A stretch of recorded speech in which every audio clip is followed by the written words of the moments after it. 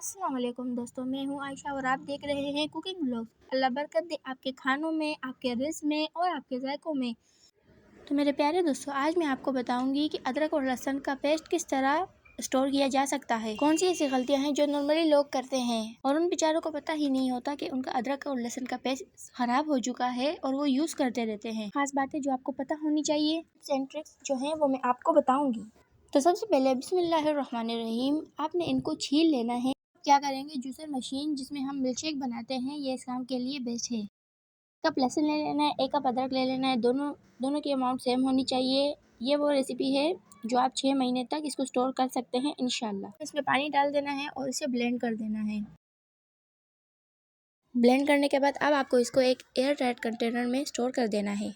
अगर आपको लगता है कि मैंने आपको कुछ भी सिखाया है तो सब्सक्राइब कर दिया करें। यह आपकी तरफ से प्यार होता है, मोहब्बत होती है, आपकी तरफ से इनाम होता है और हौसला अफजाई होती है। वीडियो को लाइक करना ना भूलिए। कमेंट लाजमी कीजिएगा कि आपको मेरी रेसिपी कैसी लगी। अब आप कुक विद आयशा को इजाज़त दीजिए। अल्लाह हाफिज़।